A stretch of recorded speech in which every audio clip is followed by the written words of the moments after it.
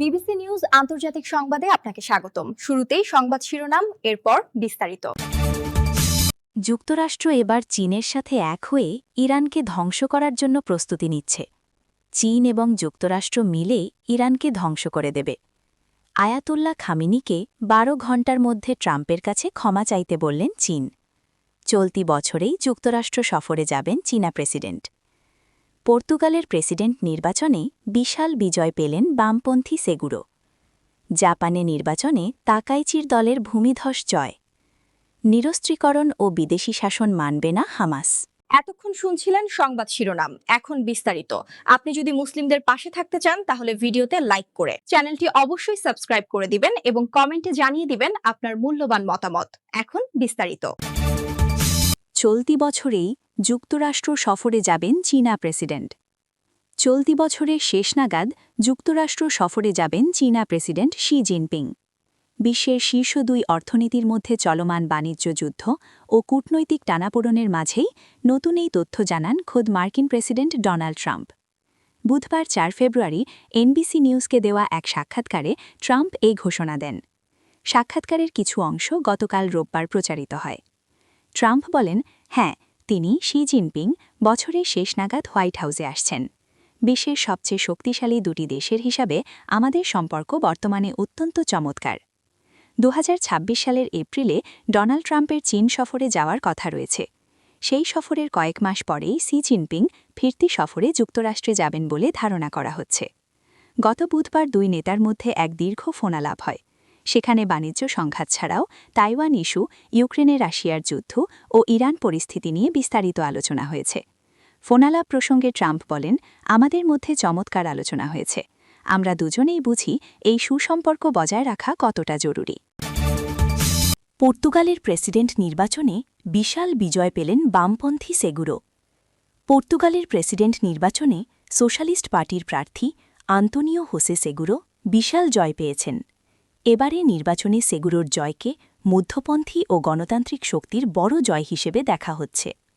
রোববার ৮ ফেব্রুয়ারি তারিখে অনুষ্ঠিত দ্বিতীয় দফার ভোটে তিনি তার নিকটতম প্রতিদ্বন্দ্বী এবং কট্টর ডানপন্থী নেতা আন্দ্রে বেন্তুরাকে বড় ব্যবধানে পরাজিত করেছেন।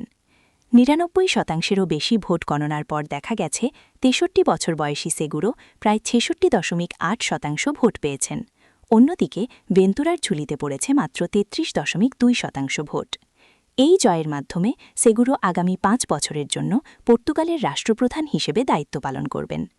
পর্তুগালের রাজনীতিতে গত ৪০ বছরের মধ্যে এটি প্রথম কোনো নির্বাচন যা দ্বিতীয় দফায় গড়িয়েছে। প্রথম দফার নির্বাচনে কোনো প্রার্থী এককভাবে ৫০% ভোট না পাওয়ায় এই রান অফ বা দ্বিতীয় দফার ভোটের আয়োজন করা হয়। জাপানে নির্বাচনে তাকাইচির দলের ভূমিধস জয়। জাপানের সাধারণ নির্বাচনে ভূমিধস জয় পেয়েছেন বর্তমান প্রধানমন্ত্রী সানায়ে তাকাইচির দল লিবারাল ডেমোক্র্যাটিক পার্টি এলডিপি। দেশটির পার্লামেন্টের নিম্নকক্ষে এলডিপি ২/৩ সংখ্যাগরিষ্ঠতা অর্জন করেছে। জাপানের সরকারি সম্প্রচার মাধ্যম এনএইচকের সংগৃহীত ফলাফল অনুযায়ী রোববার ৮ ফেব্রুয়ারি অনুষ্ঠিত এই নির্বাচনে ৪৬৫ আসনের নিম্নকক্ষে তাকাইচির এলডিপি এরই মধ্যে ৩৫২টি আসনে জয়ী হয়েছে, যা সরকার গঠনের জন্য প্রয়োজনীয় ২৩৩টি আসনের চেয়ে অনেক বেশি। যদিও এখনও নির্বাচনের আনুষ্ঠানিক ফল ঘোষণা করা হয়নি।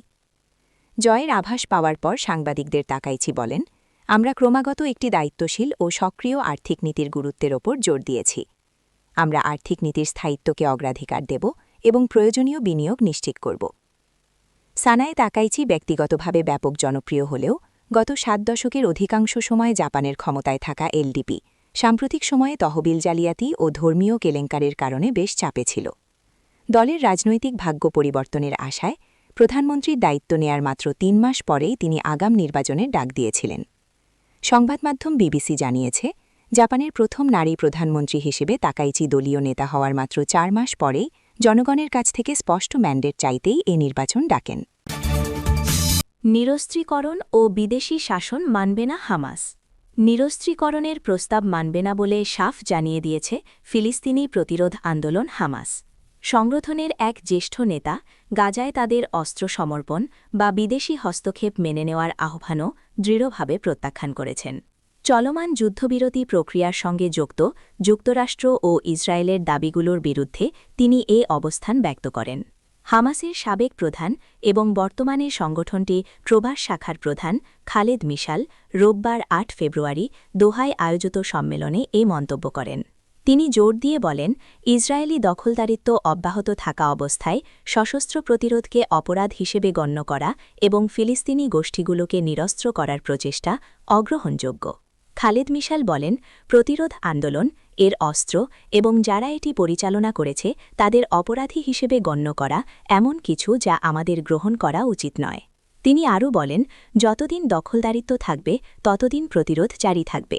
দখলদারদের অধীনে থাকা জনগণের জন্য প্রতিরোধ একটি অধিকার, এজন্য বিভিন্ন জাতি গর্ববোধ করে। খালিদ মিশাল আরও সতর্ক করে বলেন, হামাস গাজায়